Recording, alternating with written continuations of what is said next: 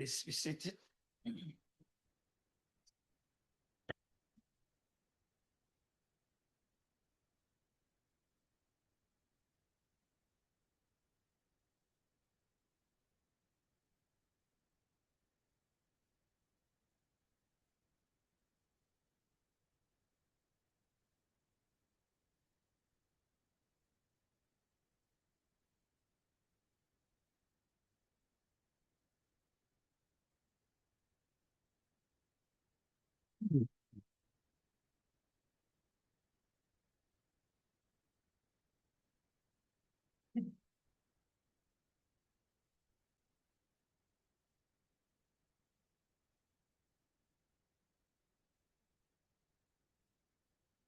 So after the lunch, should we do sleeping meditations?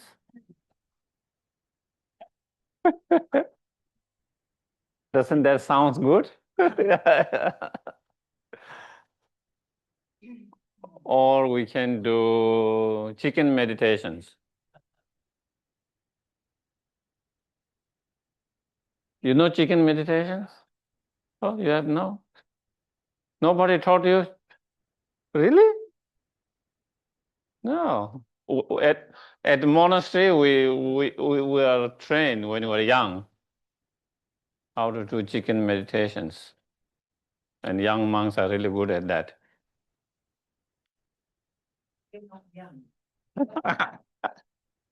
But when you have learned at that time, then you get it. Chicken meditations is, when in the ceremony, the pujas, the monks go like this.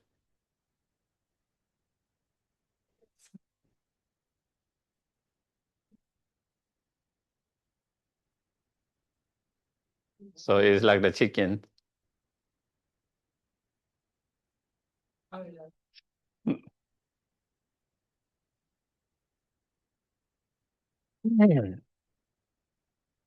So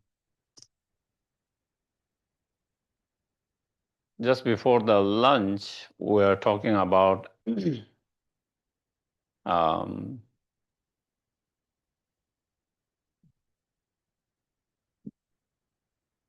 practice of meditations to let go of any kind of bad feelings such as anger, ill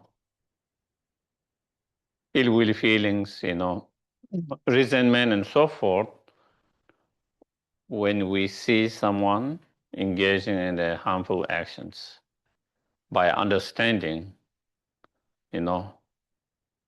that that person is acting in such harmful actions because that person have no control, and because that person has been controlled by one of those afflictive emotions, and therefore that person is being forced in a way to acting that way. Through that understanding, we think, contemplate, reflect, and from that understanding, we try not to let go of anger to the persons by seeing it's not the person, actually it's the delusions behind the persons. That is the fundamental root or cause for that harmful actions. So if we can think, we can reflect that way, it can be helpful to let it go. And and that is what Shantideva in Gaza way of life,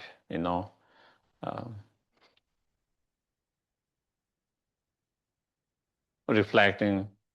Of course, he give different examples. If someone hit you physically with a stick, that hurts and you experience pain, even the direct harm, pain is created by that stick. Okay, because what really hit you is the stick. And that was what creating the pain, physical pain. But still, we don't get angry to the stick. We get angry to the persons, isn't it? Why is that? Because we feel the stick doesn't come by itself. There was someone behind the stick. And so then he said, if that is the case, same thing, there is someone behind the persons for that person to behave in that way. And it's their delusions. And so therefore, if you have to be upset and angry, you should be upset and angry with the delusions, not the persons. Just as we don't get upset with the stick, but the person because we believe the person behind the stick. If that is the case, then we try to understand there is something behind the person itself, and that is the delusions. If we can really see that, and if we can really understand and accept that, then again, we can be able to, and not only we can be able to let go of the ill will feeling, anger, hatred, all of that towards the persons, but as I mentioned before, we might even feel compassion by seeing this person have no control, and also, by this delusion, it forced that person to act in that harmful actions, and because that harmful actions, not only it hurt the other person, but also they create cause and conditions to experience more suffering in the futures. So when we understand all of that, then it can be helpful to not to have strong anger, instead even maybe compassions, you know. And one of the examples that you often see in Buddhist teachings, practice, in many of the Lojong's practice, also it comes from the sutra too, is rooted in sutra. Sometimes you two different examples that they give. One example is the example of person who is, mentally ill. Okay, person who is biologically mentally ill, who doesn't, mentally unstable biologically. Non-biologically, we all are ill, mentally ill. You know, non-biologically, I think we all fit in that categories. But biologically, some people has mental issues. And because of that, even the very doctors or families or nurse who are trying to help that person, sometimes they shout, sometimes they curse, sometimes even physically they try to harm them. But the family, the nurse, the doctor, they all understand this person is shouting or cursing or even physically be violent. They know it's a mental issues, illness. So they don't get so upset, angry for that kind of behavior. Even though it's not a good behavior, even it's a harmful behavior, but still they understand that. So they feel even more compassion. How can we help this person to be cured from this illness? Instead of angry and upset, they feel more compassion. They feel, what can I do? How can I help this person to be cured from that? Same, we try to hear the Buddha says, by using that same example, we try to see when persons, even mentally, biologically not in that situation, but when they are overwhelmed by those afflictive emotions, then they don't have control. Just as this biological and mental illness, that person has no control over what they are doing. The same way you try to understand this person is behaving because they have no control, just like that ill persons. And with that understanding, we don't hold that so take it too personal, not take it too personal, but really understanding the person is reacting, responding, or behaving in such a way because of the illness or those afflictive emotions. So that is one example. By using that example, then we try to not get so negative towards the person in that way. Another example they quite often use, again also is rooted in Sutra, is about a person being possessed by another beings, spirit or whatever, another person being possessed by some other energies, and then and then they act and they behave something else. And when someone knows it is that person has been possessed by that energy, they don't get upset with the person with that, even though again the person's action might not be the kind actions.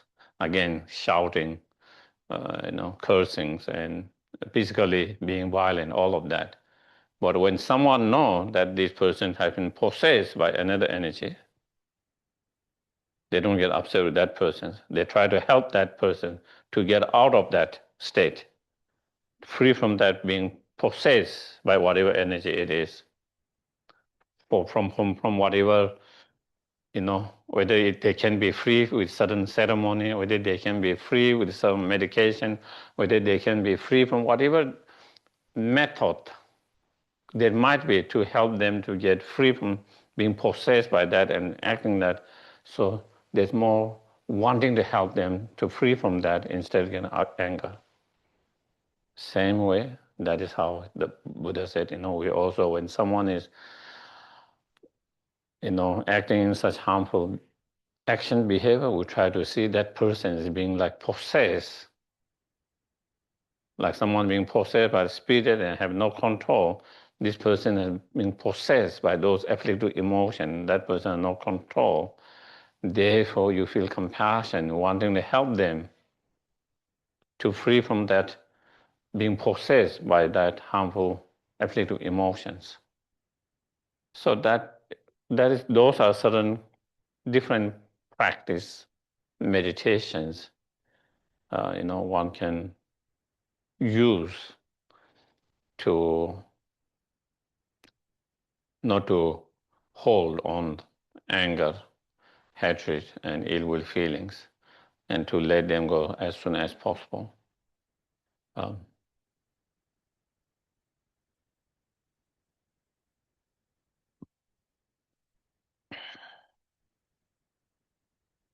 Another practice that can be very helpful is, the practice of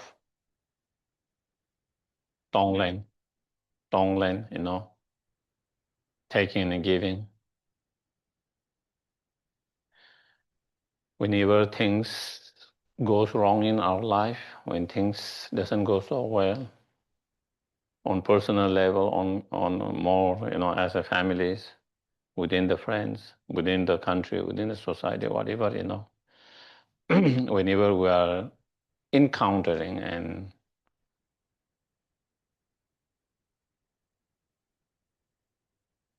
difficult situations, painful situation, experiences, you know, challenging, whatever, recognize that, be aware of that, whatever we are experiencing, whatever we are going through, whatever situation it is, trying to be mindful of that, recognize that, be aware of that.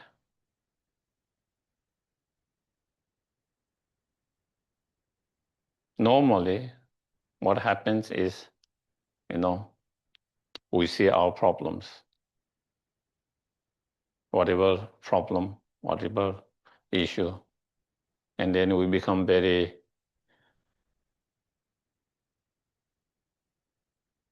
very narrow. Our mind become very narrow, fixed. Why is it happening to me? What did I did wrong? What did my family did wrong to to to to having to face all these kind of challenges, problem, you know?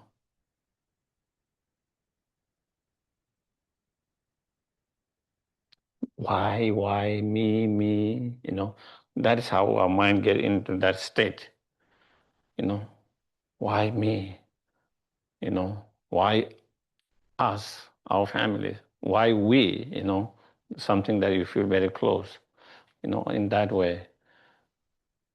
And all that, your mind gets too focused on that, and very fixed and very is all. So in Tonglen practice, we recognize the problem, the suffering, the pain, whatever that is. We are mindful, recognize, and aware of that. But instead of being focusing and just concentrating on why me and that, we allow our mind to expand and see, I'm the not only one who's going through that, or my family is not the only one who is going through that, or it's not only our world that is going through that. There are so many other sentient beings, living beings, who are experiencing similar situation like my situation, our family situation, the situation of the world. There are so many others who are going through that, even more, in some cases, much more worse pain, much worse situation than my situation, our situations. So you allow your mind to be aware of that, recognizing that the suffering and pain of others who are in similar situations, same, similar, or even worse. And then be mindful of that, aware of that, and then to, try to feel that, and because you yourself is experiencing that pain, so then it becomes more easy to understand and feel the pain of others as well, and through that, since it's something painful that you don't want, you also understand that it's painful for everyone who is going through that, and it's not something they want, it's something they shouldn't have. They shouldn't have to experience. And so, allowing your mind to expand and recognize, be aware of others' pain and sufferings, and then cultivate compassion mind, wishing them to be free from suffering, cause of suffering, and then, by me experience whatever sufferings, challenges, problem, by me experiencing that, may no one have to experience. May I be able to experience on behalf of everyone. So one can do that way, Whatever I'm experiencing, by me experiencing that, may no one have to experience such problem, pain, suffering, now and in futures. May I be able to experience on behalf of all of them, so that they don't have to experience now in the futures. So that is one way of, so when you do that practice in such a way,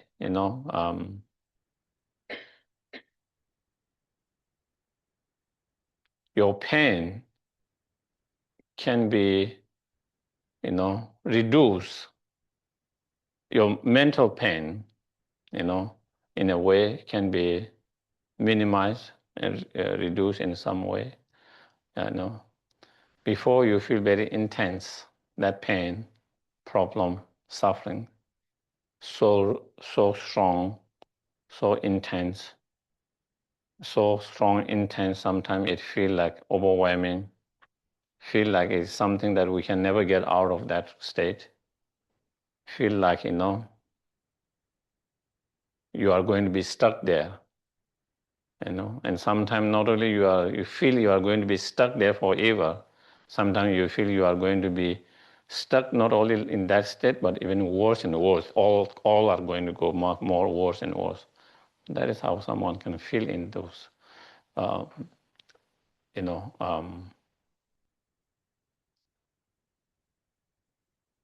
but when we allow you through your own pain and suffering to understand other pain and suffering with that, you know, and to feel that, understand and feel that pain and suffering, and feel that, you know, you are not alone. We all are in the same boat.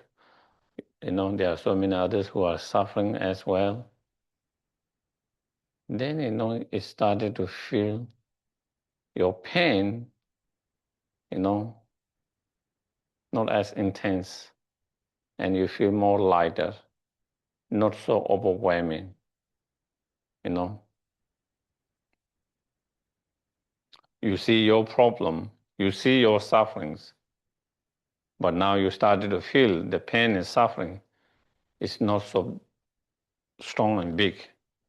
The pain is there, the suffering is there, the problem is there, the challenge is there, but you feel it's much more smaller than before. You see so big, the problem too big, the challenge too big. But now you started to feel the problem is there, but it's much more smaller, much more lighter, the pain.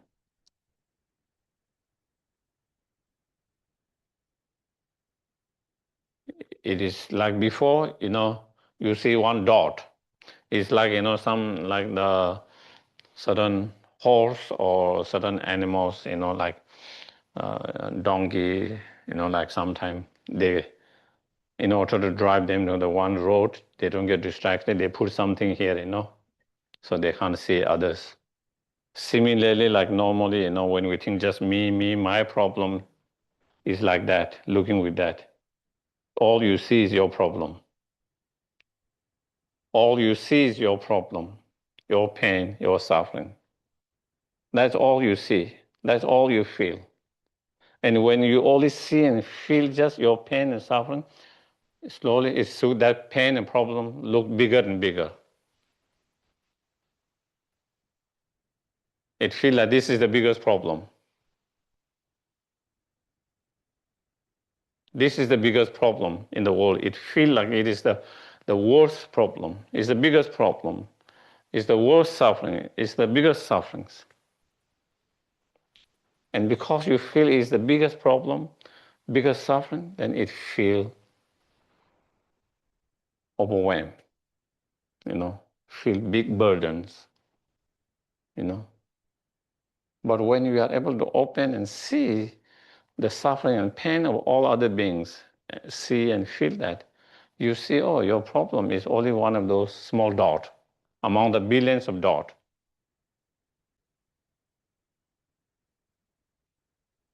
There is the pain, there is the suffering, there is the problem, but it's small problem when in relation to all everyone who is experiencing. And so you started to feel is much more smaller, lighter. And because you feel that your pain, problem, suffering much more small, lighter, you feel less overwhelmed. You feel less overwhelmed. It helps you to be more hopeful because it's small, it feels smaller and lighter, then you feel you can manage it, you can overcome it. When you feel the pain and suffering is so big, it's the biggest problem, it's the biggest suffering, and it's so intense and so strong, you feel less hopeful. You feel, you know, I can never come out of it. I will not be able to manage it, you know. And then that leads your mind to go more and more negative, deeper and deeper, you know. So there's differences it makes, you know. Of course, not only cultivating the compassions, there's that part for sure, you know, help to develop compassion, but even immediately, you know, that one can feel the problem or the suffering from being biggest problem to see its smaller problem and sufferings. From feeling and seeing that way to be able to see and feel much smaller, you know. from being very intense and strong to be less intense and more lighter. And with that, it helps to reduce the level of the pain. And if the pain is less, you get less upset and angry. Isn't it? The more painful it is, the more stronger anger, upset towards what we believe or blame for the cause of that suffering, the pain. If the pain is small, manageable, there is pain, but it's manageable, it's easy to let it go because it's something you can manage. Why make big deal out of it? I just let it go. It's okay. But when it's so intense and so, you cannot just say, oh, let it go. It's hard to say, let it go. It's hard, so that, and so therefore, when you feel the problem, the suffering, the pain less and lighter, then, not only it reduce that, also whatever anger, hatred, ill will feeling that could arise from that is also much more lighter and not so intense.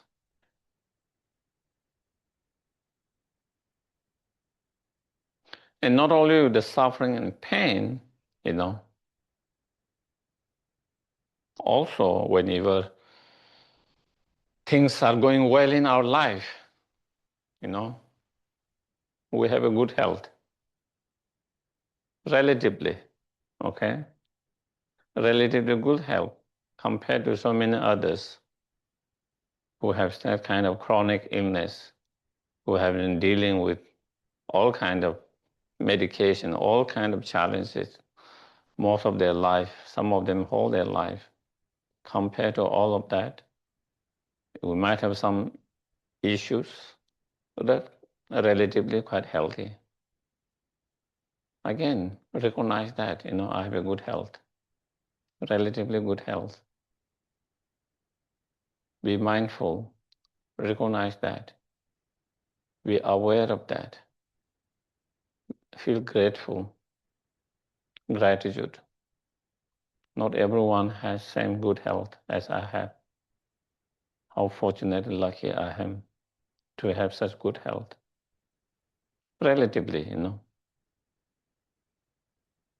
because there are so many others who have so much challenges in their health.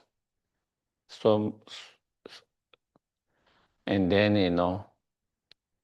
you dedicate your good health and a good karma and cause for good health to others. Everyone, especially those who have health issues. May they have good health, just like as I have at the moment. May all my good karma, may all my virtues that I have to have a good health, may they experience the result of that karma. May they have that karma, that cause condition, so they can have a good health, better health. And we can use that for every same things, when we have good relationship, whether it's again between children and parents, between siblings, between friends, partners. Again, recognize. Relatively, we have good health. As I mentioned this morning, nobody has a perfect in a samsara with the ordinary sentient beings who have delusions. No one has a perfect relationship. There is always, little challenges here and there. But relatively, good relationship, compared to many others. I can recognize that, how fortunate, how lucky I am to have, such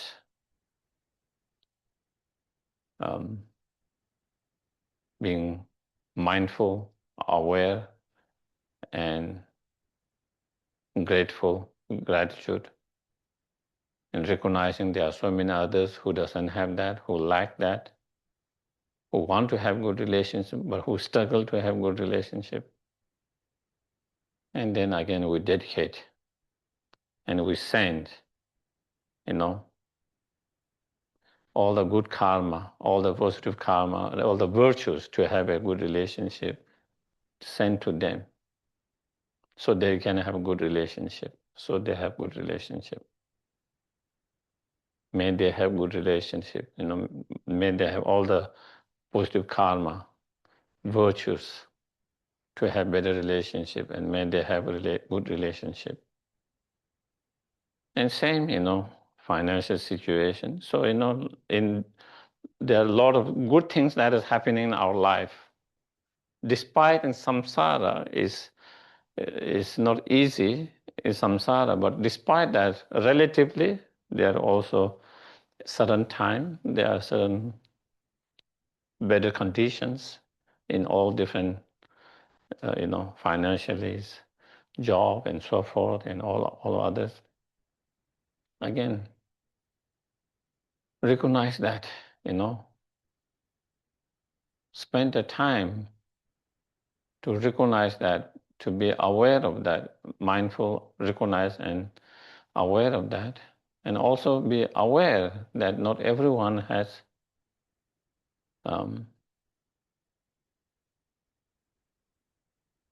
not everyone is fortunate to have same like ourselves at the moment. There are so many who struggles. And then again, even they want to have, better job, good job. Even they want to have better financial situations, securities, but they struggles. And then again, we try to send all our positive karma, virtues that help us to have a good job, security, better financial situation, and to all others who struggle that, and then wishing them to have all the cause, condition, the positive karma, virtues, and for them to have that experience of feeling and not only the security, better financial situations, and so forth. And we do same also in terms of, mental state. When you encounter certain cause and condition, and anger arises, and a strong desire arises, jealousy arises, sense of arrogance arises, the delusion, pride, ignorance arises, whatever different afflictive emotion, fear arises, I can recognize, be aware, I'm experiencing fear, the fear is arising, or there's attachment arising, there's anger manifesting, there's jealousy, whatever those emotion that is arising, manifesting. Be mindful, aware, recognize, and again also recognize, instead of being too harsh on yourself and saying, oh, how bad I am, I shouldn't be angry and I'm angry, how bad practitioner I am, I shouldn't be angry here, now I'm angry, oh, I shouldn't have any attachment here, then I'm having all attachments. Instead of that, simply just be mindful and aware of what is happening. Acknowledge that is happening and see how painful it is, how harmful it is, how destructive it is. And again, recognize, there are so many other sentient beings who are dealing with the same emotion like me, and who are struggling with like me because of those delusions, who are experiencing so much pain because of those delusions, just like myself. Again, let your delusions arising to open your mind to see, understand, and feel there are others who are also experiencing the pain and suffering because of those afflictive emotions. And even just like ourselves, even they don't want to be angry, they couldn't stop being angry. Even they don't want to have strong greediness, they cannot stop greediness. Even they don't want to be jealous, they cannot stop being jealous. Even they don't want to have, ignorance, they cannot stop from not. So again, try to understand, feel, and then, take, and by understanding how harmful they are, by me experiencing all these delusions, may no one have to experience those delusions. May I be able to experience on behalf of them so that nobody experience.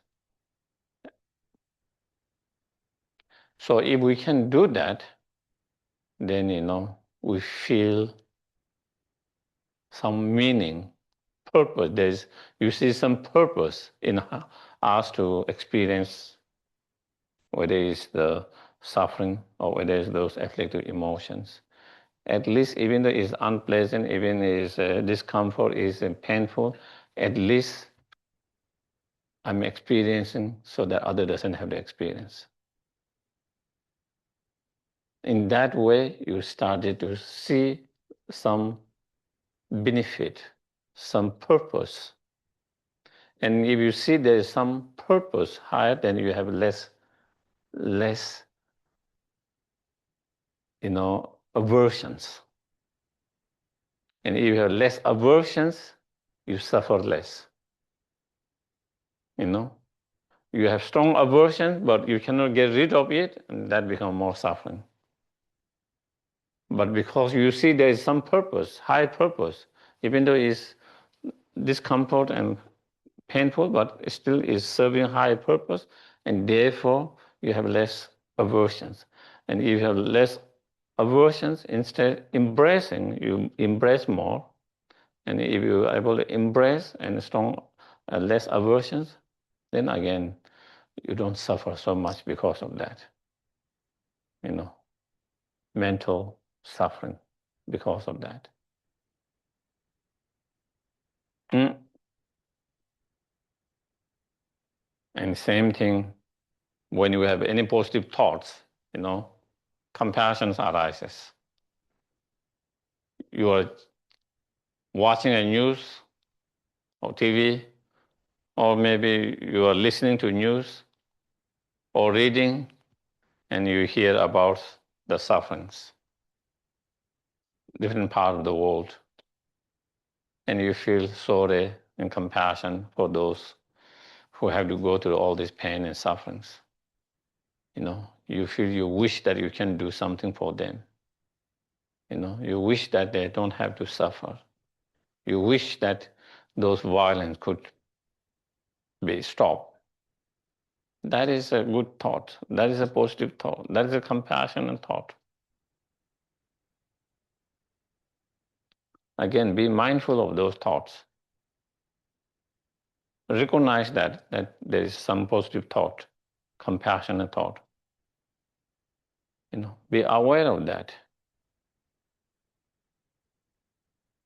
That we don't have all that kind of positive thought all the time, nor there are many people who struggle to have that positive thought all the time, even though everyone had to have positive thought all the time.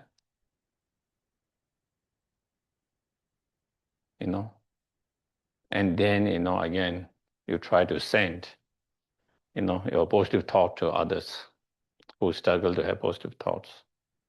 and the cause of those positive thoughts, karma, all the imprint, everything to them. And then you send the positive thought, whether it's a loving kindness, whether it's a compassion thought, either it's a generous thought or wanting to help, wanting to give, you know. Sometimes you see, again, certain things and you really feel, you want to help. You really feel you want to give. You really feel you want to support. And those are positive thoughts. Recognize that. Be aware of that. Mindful of that. And be, rejoice that you have that positive thought. How wonderful to have that positive thought. May I be able to have that positive all the time. May I be able to keep that positive thought all the time. And then, there are so many others, again, who like to have those positive thoughts, such positive thought, who struggles. Again, wishing them all the positive thoughts, sending them all the positive thought. So whether it's a compassion thought, compassion, loving kindness thought, whether it's a thought of generosity, wanting to give, wanting to help, or whether it's a thought of contentment. Sometimes we feel, attachment arises, and then suddenly, I don't need that. It's not necessary. It's okay. I have enough. I don't need that. That kind of content, satisfied mind, which doesn't come all the time, but there are certain times, sometimes you see objects, desire arises, and then suddenly your mind says, I don't need that. It's not necessary. I don't need that. And so again, sense of being okay and not needing and not wanting, that kind of more satisfied, more content mind. There are moments when those thoughts comes. Again, recognize, be mindful, recognize and be aware, rejoice, make strong determinations to keep such thought alive and to have such thought more and more. And then again, also recognize there are others who would like to have that such thought, but who struggles. Again, sending them all these positive thoughts, or rejoicing someone's virtues, when you see someone's engaged in virtues, how wonderful, that person is so generous, so devotional, so kind, so generous, and all of that, and then again recognize, there's good thought, rejoicing with mindfulness, being aware of that positive thought, recognizing that, being aware, and again rejoicing to have that positive thought, and again, sending that to others. So that is, whatever happens, as in Shantideva says, Buddhist way of life, and in all the lojong, it says, how to keep your mind peace and happy all the time. If your mind is peace and happy, then, it doesn't give rise to anger and all other negative emotions. When our mind is not peaceful, when our mind is not satisfied, then other negative emotions arises. So we try to do that by using whatever situation into the practice. Mind training practice, lojong practice, such as the practice of Tonglen and so forth. When good things happens, we use it to practice that. When things are going well, we practice that.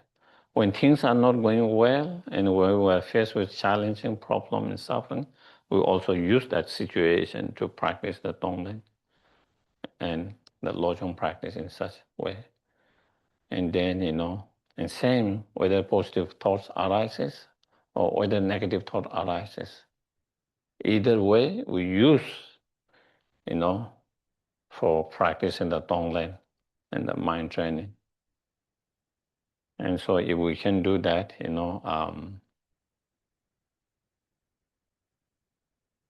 then it can be help to develop loving kindness, compassion, to increase and improve loving kindness, compassion.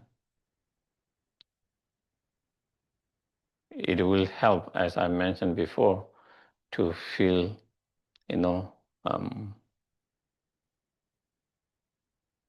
less intense and strong, whatever suffering, pain we are dealing with,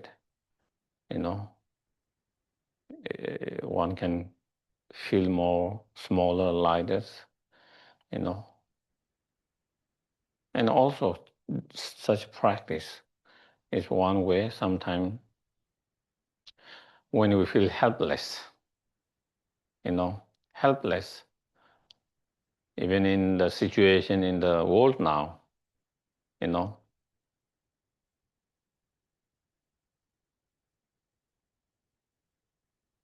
sometimes we feel helpless. And then, instead of feeling just helpless, you try to do the practice, such as the Tonglen. And that in that way we can help. In that way we can contribute. In that way, at least indirectly, we can try to do something through the practice, through the meditation practice, So again, it can be helpful to overcome sense of helpless. There's nothing I can do. There's nothing for me to do. There's nothing I can do. Instead of feeling that way, try to do the Tonglen. Try to do the Tonglen practice. Mm.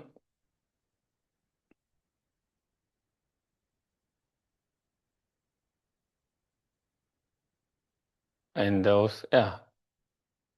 So the Tonglen practice can be extremely powerful in that way, extremely powerful. And if you can, then you can even take the suffering of the other on yourself. Using the breath. As you breathe in, we imagine and visualize, taking the other suffering and the cause of suffering on oneself. And then destroying our selfish attitude.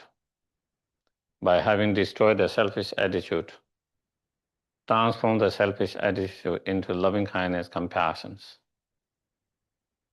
And out of that loving kindness and compassion, then we send all our virtues, all our positive energy, all the positive qualities that we have to share and give. As we breathe out, together with the breath in the form of light and air, and then others receiving whatever their needs are, and temporary ultimate happiness, cause of temporary ultimate happiness. And so then one can do more, that kind of more stronger or more, practice of Tonglen. But even one cannot feel ready to do taking on all the suffering once, at least, as I mentioned earlier, by me experiencing that, may no one had to experience, by me, may I be able to experience on behalf of all of them. That is a little more easy part. But if one is ready, then you can imagine, visualize taking the sufferings and then giving all the happiness and cause of happiness. So that is Tonglen practice. That is very powerful practice, that can be very helpful when we feel helpless. Also is very powerful to open our heart, mind towards others' problem, pain, sufferings, thereby to feel love, compassion towards others, to improve loving kindness, compassion is very powerful practice, to meditation practice to do that. Also is a very powerful practice, as I mentioned, to reduce the sense of overwhelming, especially when we are dealing with our problems. Sense of too strong, the suffering or the problem being too big, too intense, and so forth, and to reduce the level of that. And also to let go of any kind of bad feelings, If we have a bad feeling towards someone,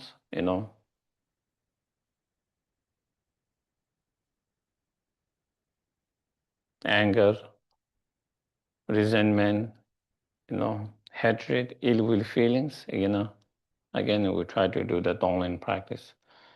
We understand that person is suffering. Not only that person is suffering, that person is creating a lot of negative karma, and as a consequence, they will experience more suffering in the future. And they are suffering now, and they are creating cause for more suffering because of the delusions, because of all these delusions, And on the basis of that, the root, the main cause, or the root of problem is that person's delusions. If that person, instead of the delusion, if they have true love, true compassion, wisdom, understanding, tolerance, and so forth, they will not act that way, and they will not harm others in that way. So with that understanding, then, in order to stop such harmful behavior, and in order to help the person from getting any harm from that person, as well as to help that person, I must take the root of those suffering, all their delusions. So again, as you breathe in, you try to take in the delusion of that person's, the misunderstanding, the ignorance, the greediness, anger, selfish attitude, whatever, take on them and send them the positive state of mind, true love, compassion, wisdom, bodhicitta mind, tolerance, and so forth. So again, if we do that practice towards someone whom we dislike very much, whom we have very bad feeling, negative feeling, again, that can help to reduce that bad feelings, ill will feeling, and to let go of that. So those are some of the practice that can be very helpful in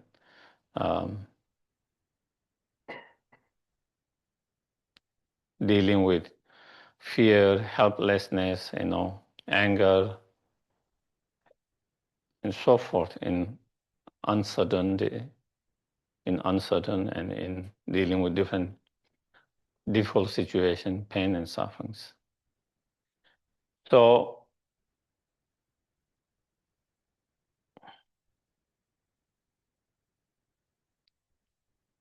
I think I didn't give any opportunity to ask questions today. Any questions, please?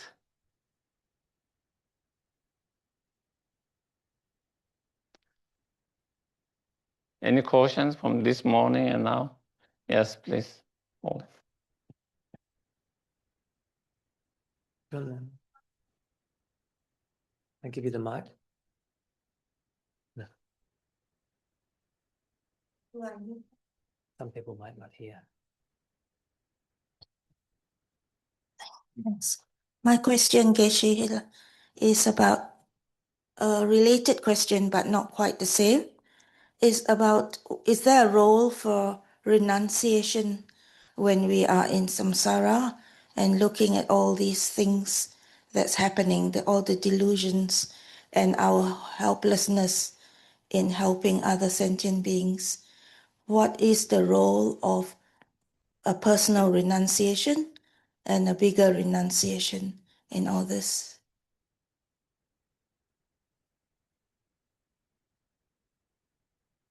I don't know whether there's personal renunciation and bigger renunciations, but when you talk about renunciations, we are talking about renouncing the attachment. Sometimes we think renouncing, when we talk about renunciation, sometimes we think it's renouncing the external objects, but it's not the external objects, it's the internal objects. And the internal object that we need to renounce is the attachments. That is the problem. So attachments can be, attachment for the samsaric pleasure of this life. That's one level. And then, attach, and so letting go of that attachment, letting go of attachment to the pleasure of this samsara, of this life, and as well as the bigger one is letting go of attachment to any of samsaric pleasure, samsaric excellence, samsaric prosperity. No matter how prosperity, how much pleasure, how much excellence it is in the samsara, by seeing essenceless of all of them, none of them, those objects, can lead to true satisfaction, true happiness. And by understanding, all these objects that give us temporary samsaric pleasure, temporary samsaric excellence, prosperity, which are by nature, impermanent, ever-changing,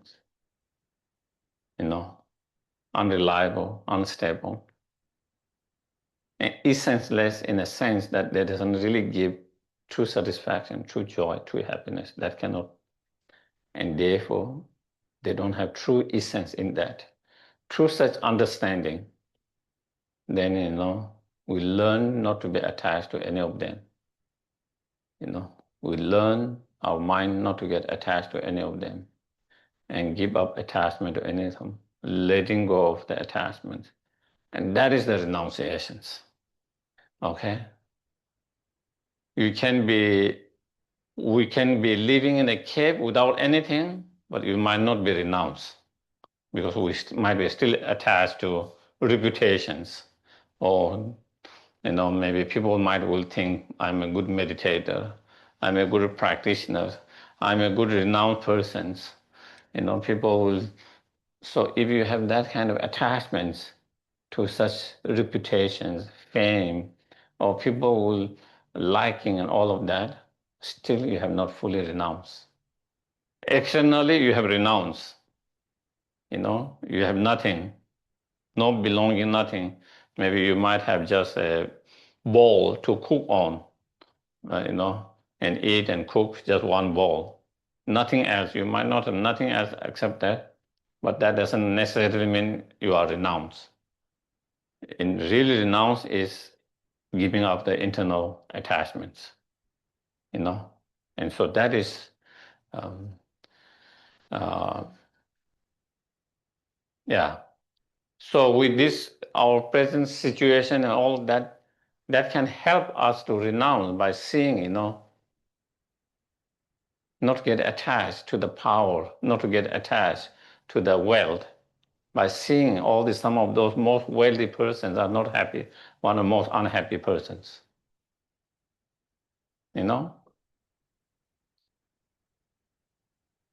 So, yeah. Geshe, that is that renunciation necessary or not? Oh, what should I say?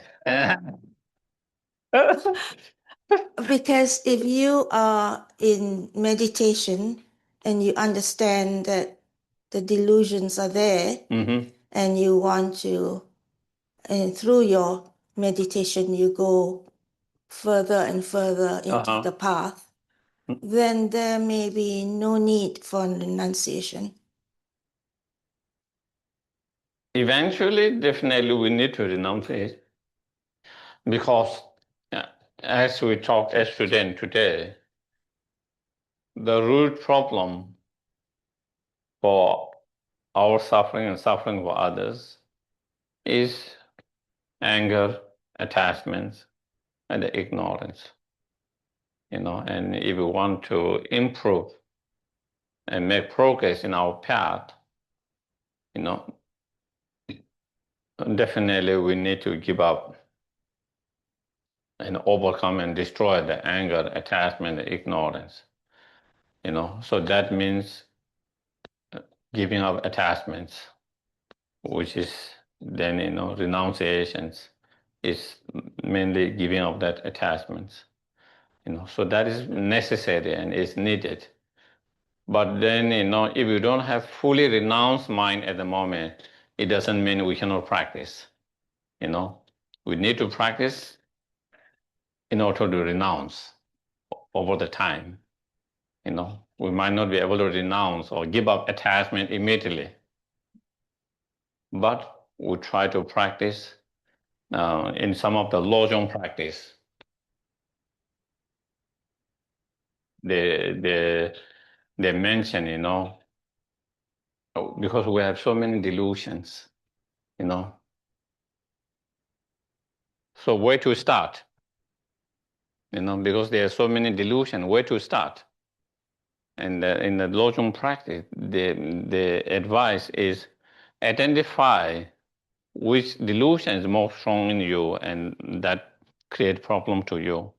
For some people, anger might be the more issues. Some people, they have anger problem, but it's not a big problem. They have more problem with attachments, and that create a lot of problem. For some, jealousy might be the one of the bigger problems. So different people might have more stronger, different afflictive emotions. And that is creating a lot of problem and suffering in their life. So first, identify, I have attachment, ignorance, anger, all of that, but which is the main strongest one that I need to work on? And so once you identify, then you try to meditate with whatever different meditation practice techniques you learn and trying to reduce, that particular strongest afflictive emotions. And then slowly, all other delusions.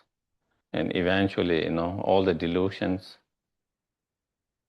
not only the gross one, even the subtle ones, from the very root of it. That is kind of a long master plan. That's the long kind of journey. But, we might not be able to renounce completely now, but that doesn't mean that you are not a good practitioner or that you are not good, it might take time.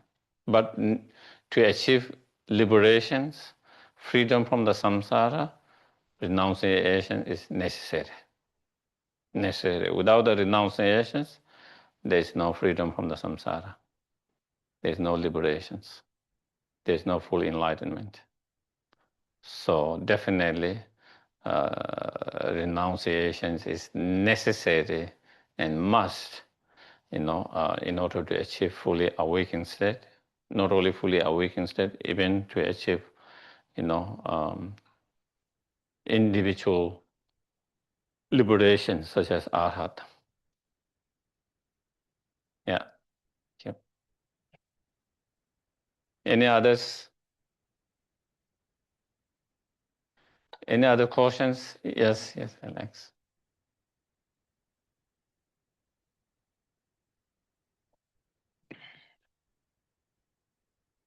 Uh, thank you, Geshe. You mentioned about the stick hitting you, not the person. You're looking at the person who's not the actual person, but the action or the delusion behind it being the act, what's attacking you or coming at you. Does that apply for the good things they do too? Does that apply for the good things they do as well in the reverse? Yes, you can say, yeah. When someone is nice and good because of their good thoughts, positive thought, because of their compassion, because of their generous mind, because of their, um, gratitude mind. Also, due to those different states of mind, they help and benefit. But in that cases, we try to give credit not only to the mind, also to the persons. So even though reason is same, but in these cases, we don't discredit the person. Okay. Because it's all about training the mind, how to let go of anger to the persons, how to develop compassion to the persons. And so if we discredit for their good actions, then again it will be more difficult to feel compassion of them, and therefore more difficult to feel the compassions. So other ones, so even though in reality it is same, but is where we focus, depending on our training. That is all is about, um, for example, when we practice, remember the kindness of others, because we want to cultivate loving kindness, compassion, sense of feeling close, dear. If we feel close and dear, precious, it will be easy to feel compassion, loving kindness to arise. So we focus on all the kindness of the act. Even though sometimes they are harmful, we don't think of that when we are doing that meditation for that purpose. Do you get it? It's not like they are kindness 24 hours. Okay? There are times when they are not so kind too. But when you are trying to develop compassion and sense of feeling, we just focus on all the kindness act. So we have to understand why we do those different meditations. And for that purpose, even though in reality, it's same, so that is, yeah, yeah.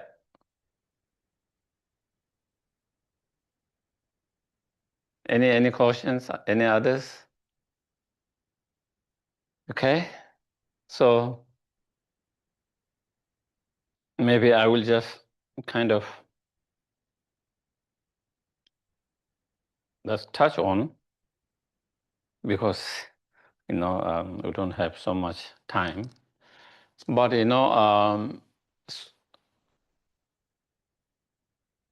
because this morning we talked about in dealing with the delusion, three level of practice. At the very beginning, the moral discipline, and then a little bit upper, dealing with the delusion through the shamatha, mindfulness, and then for more advanced, who have realization, the emptiness or ultimate truth, then how the practitioner through that realization of the emptiness, the wisdom realizing the emptiness, then that can act as the direct antidote, the actual antidote, to destroy the delusions from the very root of it. And that when we talk about emptiness, we are talking about, empty of things that appear to our mind, but in reality, that's not how they exist. So there is two things. The way thing exists and the way it appears to our mind. It's two different things. The way things appear to us is the things appear to exist, from its own side. From its own side or by itself as it is, or as that is the absolute, real absolute from its own side. But in reality, nothing exists absolutely, ultimately, or from its own side, by itself,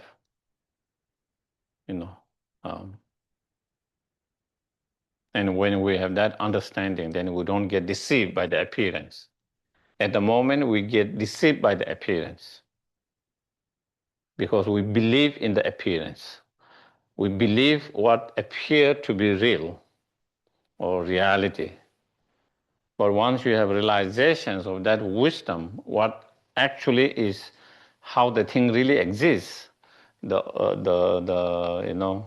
ultimate nature of things, then you understand that appearance is just a deception. You don't believe. And if you don't believe, you don't get deceived by that. And if you don't get deceived by that, then you don't get in trouble. At the moment we get in trouble because we get deceived by that appearance and we believe that appearance, and on the basis of that belief, then, attachments, anger, and all the other afflictive emotion arises. And then that is how we get into trouble and suffering and problems.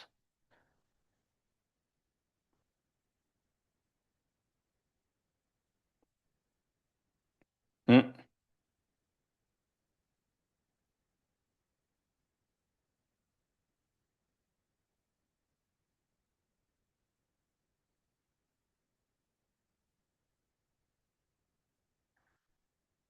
Is this a big table?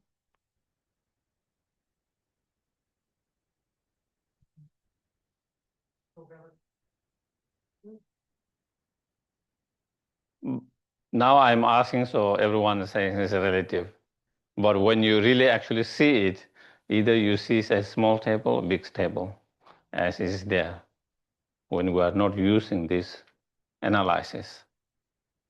And we see there is a big table from there, from its own side by itself.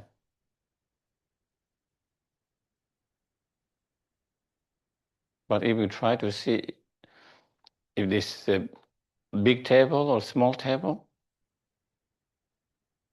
what is it?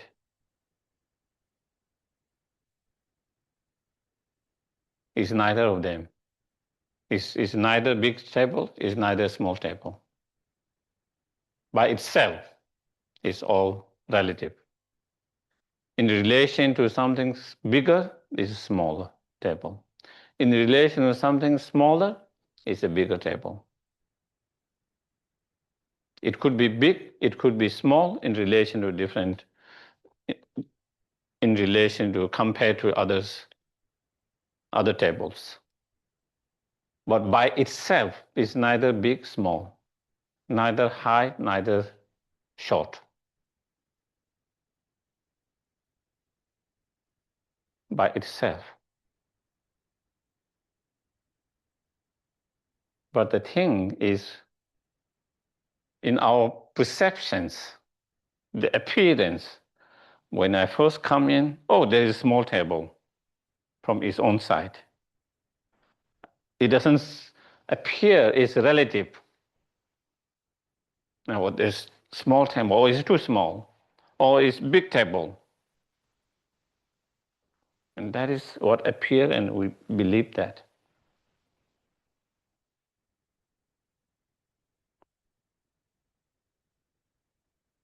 Is this brocade beautiful or not? The brocade on this table.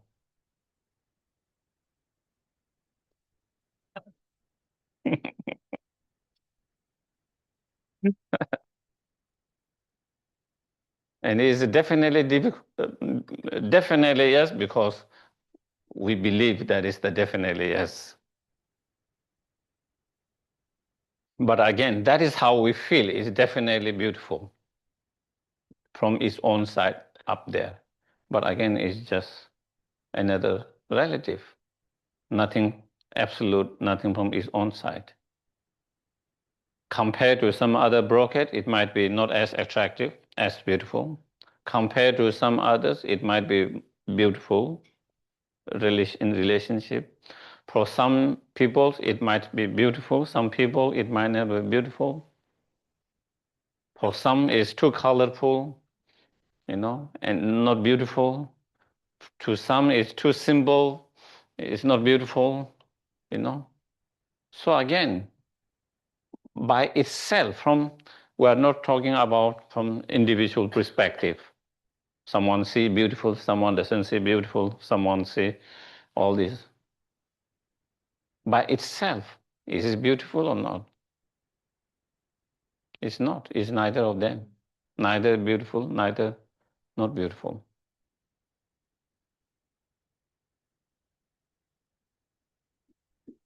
What about, is it stable from its own side? By itself? Now we are not talking about small, big, short, height, beautiful, not beautiful, which are more kind of adjective qualities, but actually the table itself. Is this table from its own side or not? So then what is it?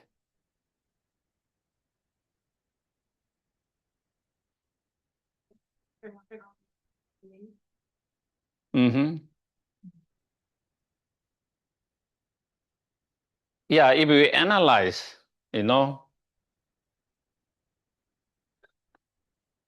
it's from its own side by itself is a table, and if that tableness is ultimate, absolute as a table by itself from its own side, then that should be table for everyone. No cautions. Do you get it? It should be table for everyone. There shouldn't be any cautions about that, because that tableness exists as table from its own side by itself. But again, as many of you are mentioning, it could be different for different peoples. Some people might not even, relate as a table. In the, let's say in the, someone is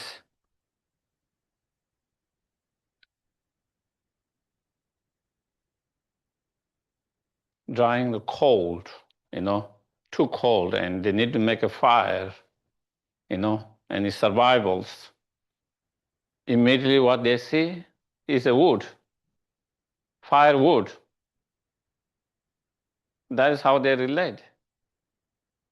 And it's become a firewood for that. That is what they experience. That is what they see. That is how it relates. That is what it functions for that person's. So therefore,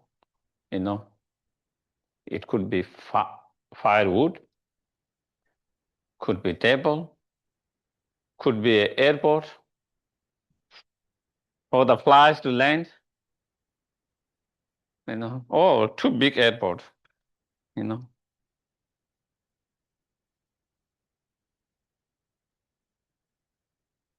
or bed or chair for a, cat, bed to sleep, or mouse to hide under, house, it can be a house for the mice. It relates as a house, not as a table. The mice, the fly, the cat, the dog, they don't see as a table. It doesn't function as a table for them.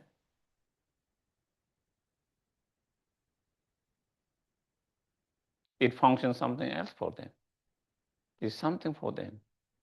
So therefore, even the tableness, it doesn't exist as a table from its own side by itself.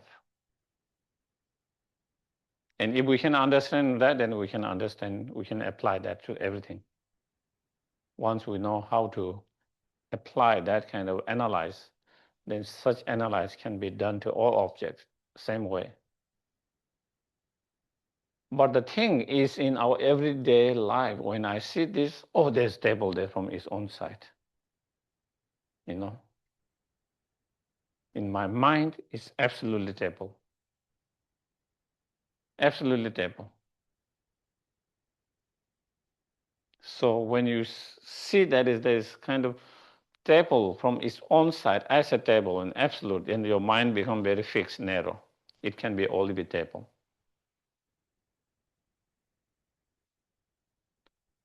If someone says it's not table, then you think they are ignorance. You are ignorance. You are totally messed up. You don't even recognize what table is.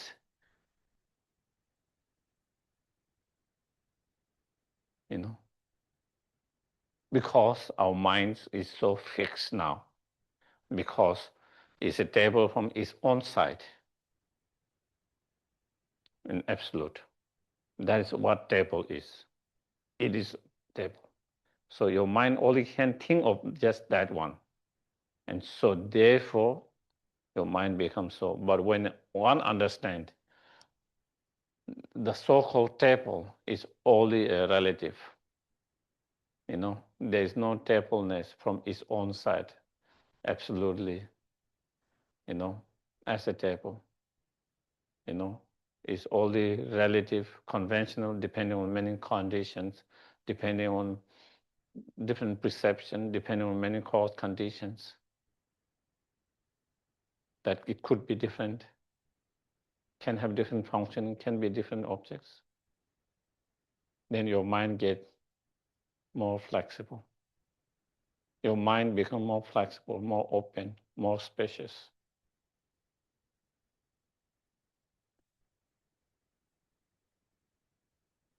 And that is what, you know, when we have realization or emptiness, how things do not exist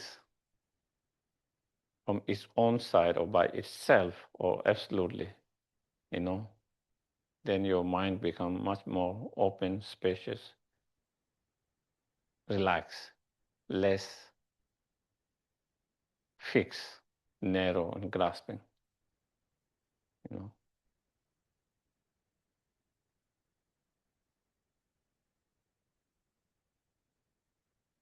If we try to use, you know, like sometimes some of the analysis like Nagarjuna does, you know, of course he does with other objects, but like sometimes I like to use when you are walking or whether you are walking, jogging, biking, driving, you know, hiking on the road, on the path.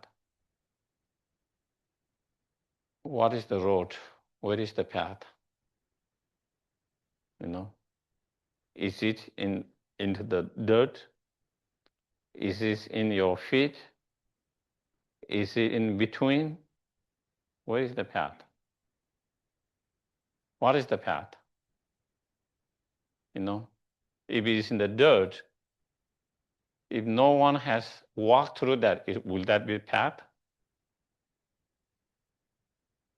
Hmm? In the forest, there are so many earth. No one has walked through that. Is that path? If it is not path, then the path is not in the dirt. Then where is the path? Does someone have to walk?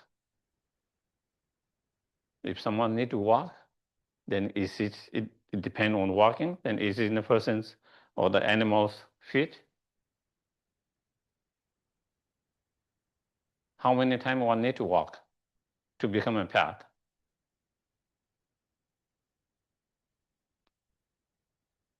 One time, 10 times, 100 times?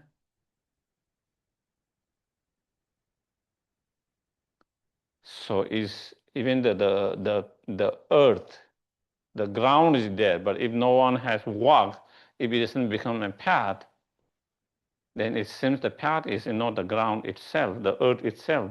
It seems like the path is in the feet of the persons or the animal who walk. Is it in the feet? Is it in the between? Interesting. Then when you do that kind of analysis, what is really path? You cannot really find path if you do such analysis anywhere. You cannot find in the earth itself, you cannot find in the feet itself, in the being itself, nor in the middle, in the space. So-called path is combinations when all these come together. The earth, the being which walk, and then due to all this combination, then we label and we label and impute this as a path. That's all it is. But when you don't analyze, when you are walking, oh, the path is there. We are so strong, we are so convinced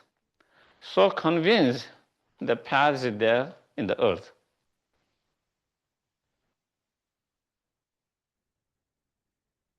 Interesting. And if we analyze that same with everything, it's the same.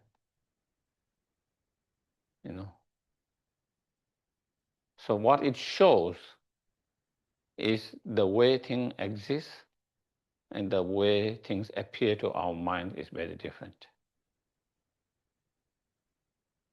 And because at the moment we don't understand how the thing exists, and we believe in the appearance, and then we get deceived by the appearance. That is what it is.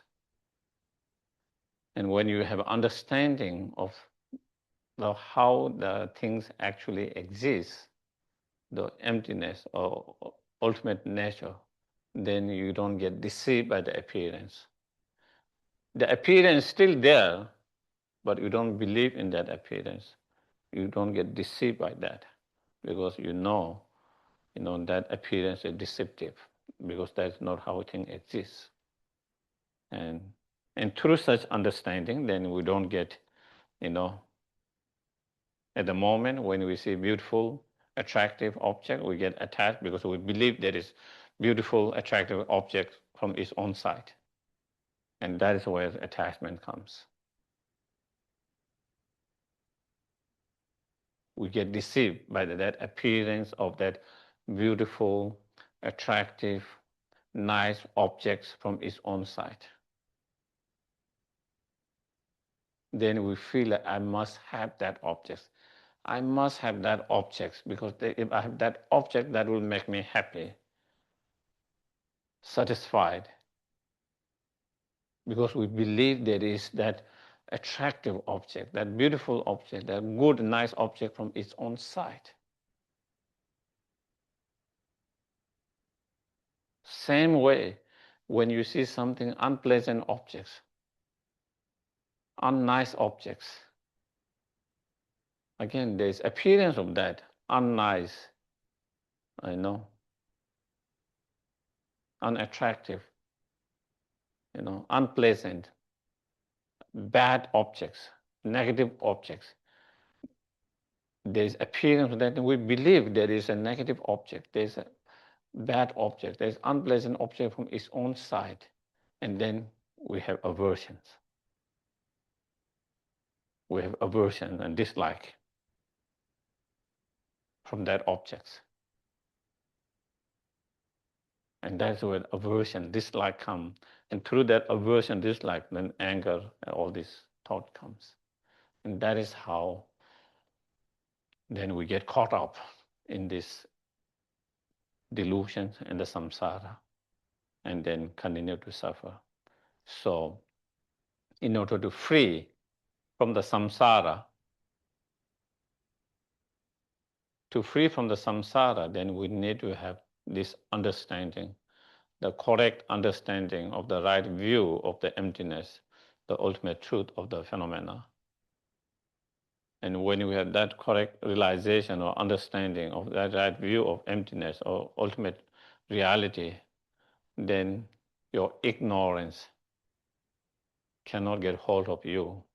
because the ignorance is completely,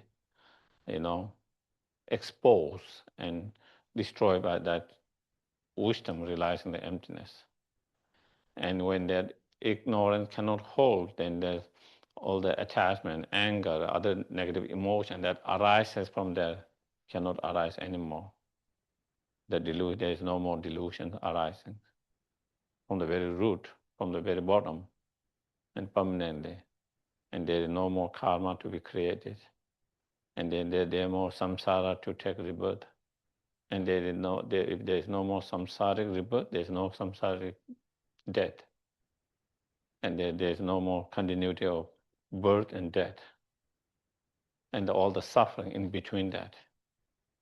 And then, then there is no more samsara, no more sufferings. So, okay. So we do the dedications. Before we do the dedications, at the page number 8, we take a few moments to take the time, because today is the last day. And through the Friday, Saturday, Sunday, we have put everyone has put a lot of effort, giving their precious time, energy, resource, when they could have been anywhere, enjoy,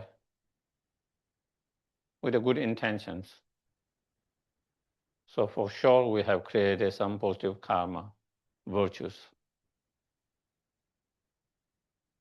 So there is something that we can dedicate. So due to all the virtues and the positive karma created by all the Buddhas, Bodhisattvas, and others of time and ourselves, especially during this weekend,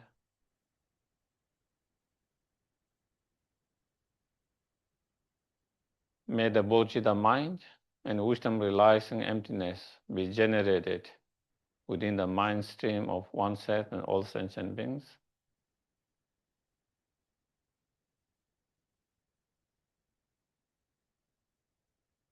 Those who have already generated, not to diminish, but increase more and more.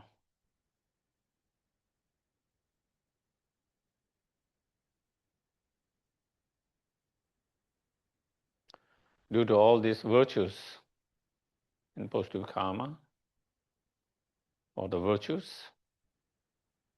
may all sentient beings who are not feeling well, ill, may they all recover and cure from the illness.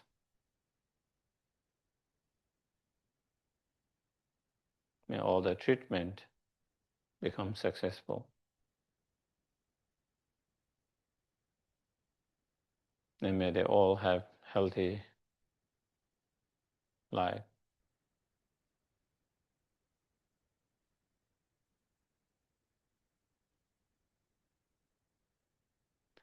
And due to all these virtues, may all sentient beings who are experiencing different obstacles in their life, whatever those obstacles are, may all the obstacles and cause of obstacles be immediately pacified.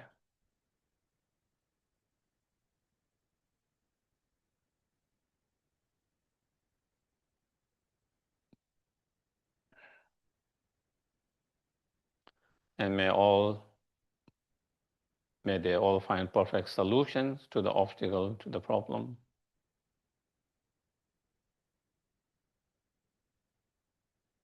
And may all their wishes be fulfilled according to the Dharma.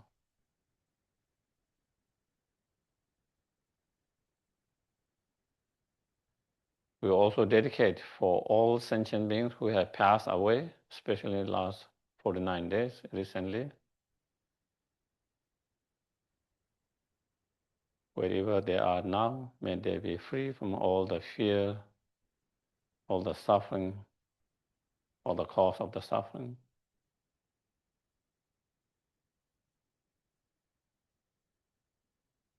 May they all find peace,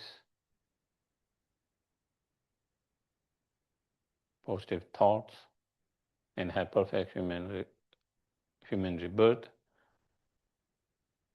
meet the Dharma, actualize the Dharma within their mind stream, and achieve enlightenment.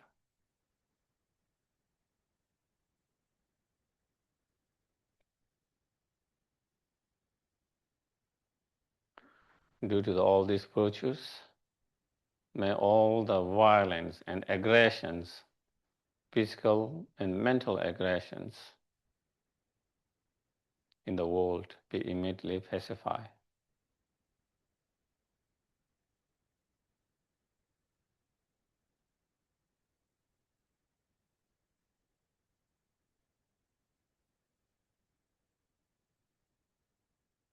And may there be more peace mentally and externally, more understanding with each other, especially the leaders, more compassion,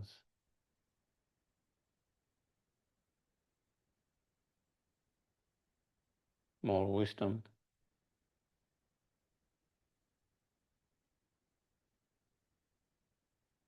And may they be able to find the perfect solutions, peaceful, perfect solution to all the problems.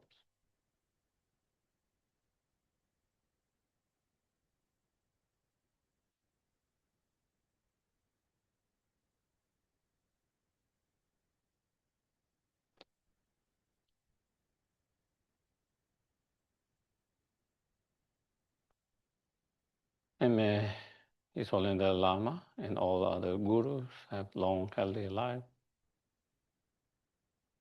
All their incredible wishes, projects be fulfilled without any obstacles.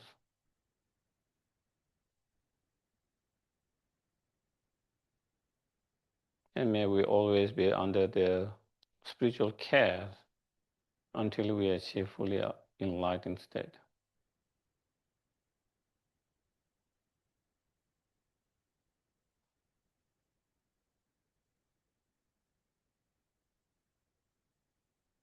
And may they be able to recognize or find mistaken reincarnation of Geshe Lama Sopa Rinpoche,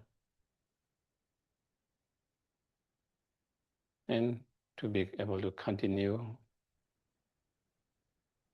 the Bodhisattva's enlightened activities of past and even more to help benefit sentient beings without any obstacles.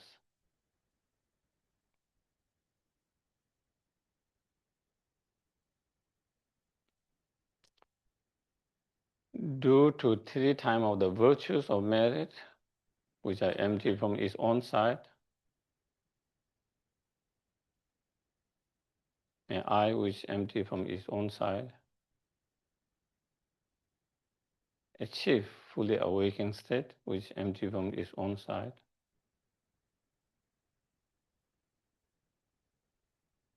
and lead all sentient beings which are empty from their own side to fully awakened state, which empty from its own side by myself alone.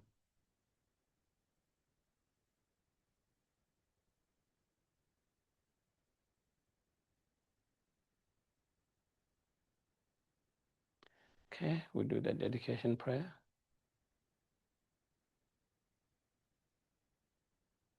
Would you like to lead or yeah?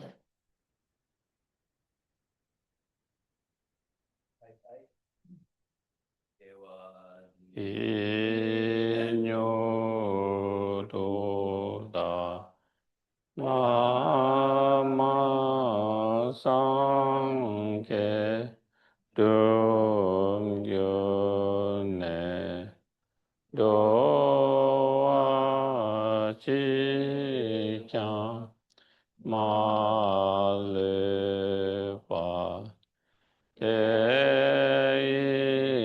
Sa La We Pa Sho Shancho Sen Cho Ren Bo Che Ma Ke Pa Na Ke Kyo Che Kewa Nyampa Me Paya Kong Le Kong Tu Kewa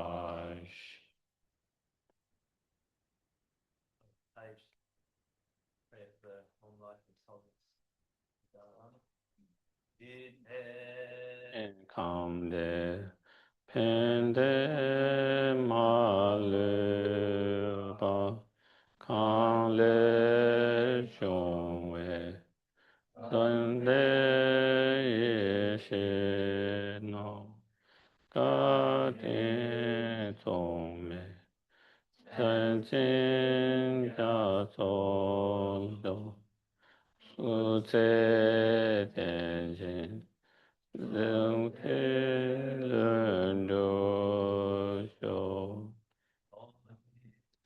Ning Che Song Do Jo Ge Lam Che Che Sa Che Tan Je Den Do La Cha Na Pe Mo Yin Sin Gya So La So Wa De So Shen De Lun Do Jo